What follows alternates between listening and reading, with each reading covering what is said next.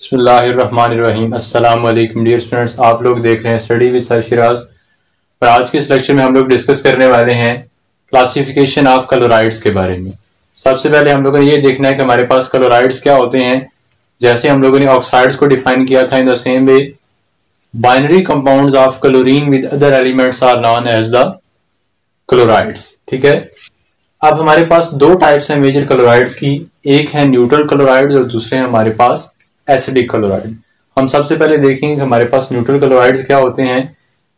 अब ये भी हमारे पास जो क्लासिफिकेशन की गई है that is also on the basis of their nature.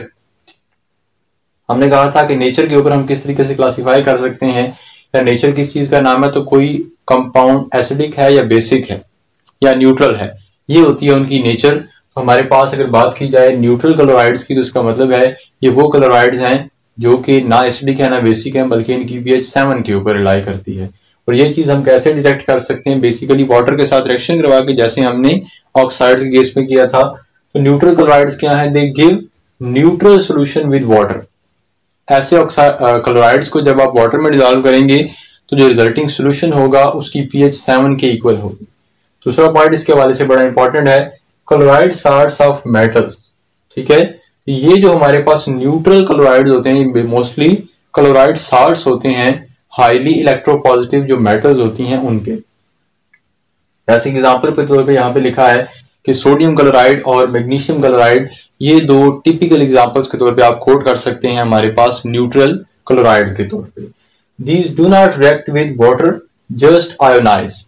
अगर बात की जाए ये जो न्यूट्रल क्लोराइड्स होते हैं, अगर उनको वाटर में डिजोल्व किया जाए तो वो जस्ट वाटर में डिजोल्व होते हैं, वाटर के साथ रिएक्ट नहीं करते।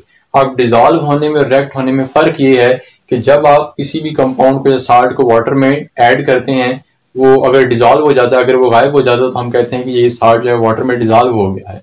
लेकिन हम ये नहीं कह सकते कि वो रिएक्ट कर गया है, क्योंकि डिजोल्व होने के बाद जस्ट ये होता है कि जो सोडियम क्लोराइड है वो ब्रेक होगा और क्या है, सोडियम आयन और क्लोराइड आयन बन जाएगी। तो इस चीज का नाम है डिजोल्व होना, इस चीज का नाम रिएक्ट करना नहीं है।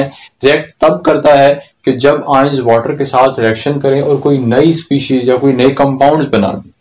ठीक है, तो इस चीज का नाम रिएक्ट करना है। लेकिन ये जो न्यूट्रल साल्ट्स होते हैं, न्यूट्रल क्लोराइड्स होते हैं, ये वाटर के साथ रिएक्ट नहीं करते बल्कि जस्ट उसके अंदर डिजोल्व होते हैं और mostly found by the group 1 and 2 elements या मेटल्स। मैंने पहले बताया कि जो हाईली इलेक्ट्रोपॉजिटिव मेटल्स होती हैं ग्रुप 1 और 2 की, वो बनाती हैं हमारे पास न्यूट्रल क्लोराइड। डिस्कस किया गया यहाँ पे एक टर्म हाइड्रेशन। ठीक है, तो इसकी डेफिनेशन इंपॉर्टेंट है, इसे नोट डाउन करना है आपने।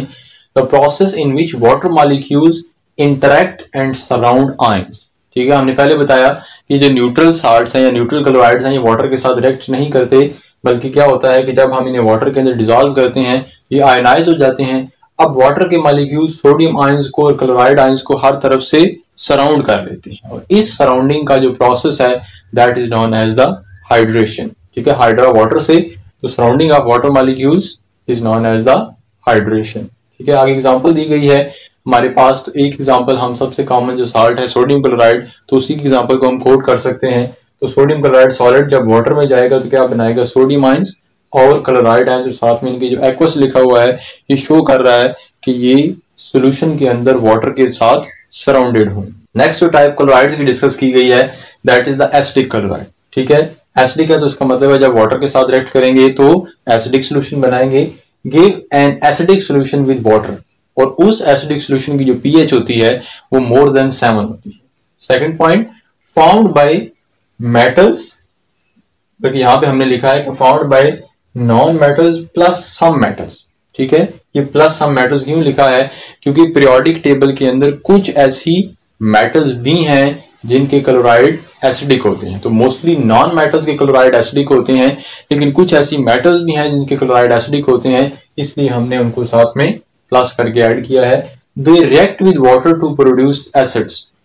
न्यूट्रल के बारे में हमने कहा था कि वो वाटर के साथ रिएक्ट नहीं करते, जबकि जो एसिडिक के साथ रिएक्ट करते हैं। अब जब ये रिएक्ट करते हैं उसका मतलब क्या है, ये वाटर के अंदर डिजोल्व होने के बाद कुछ ऐसे कंपाउंड्स बनाएंगे जो कि हमारे पास उनके आयन से डिफरेंट होंगे। ठीक है, तो ये रिएक्शन करते हैं वाटर के साथ। एग्जांपल्स के तौर पे देखा जाए तो एल्यूमिनियम क्लोराइड है, सिलिकॉन क्लोराइड है और फास्फोरस क्लोराइड है। और आप लोग देख सकते हैं यहाँ पे ये जो एल्यूमिनियम क्लोराइड है, एल्यूमिनियम तो मेटल है और यहाँ पे इसका क्लोराइड भी हमने एसिडिक में ऐड किया है। इसका मतलब है, इसीलिए मैंने यहाँ पे पीछे लिखा था कि they are also found by some metals. ठीक है, तो एल्यूमिनियम क्लोराइड भी एक एसिडिक साल्ट की एग्जांपल है। अब उसके बाद एक टर्म डिस्कस की गई है हाइड्रोलिसिस।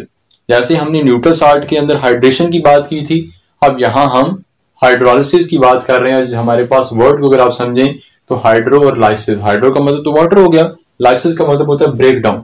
तो break down of water molecules caused by reaction of certain ions is known as the hydrolysis.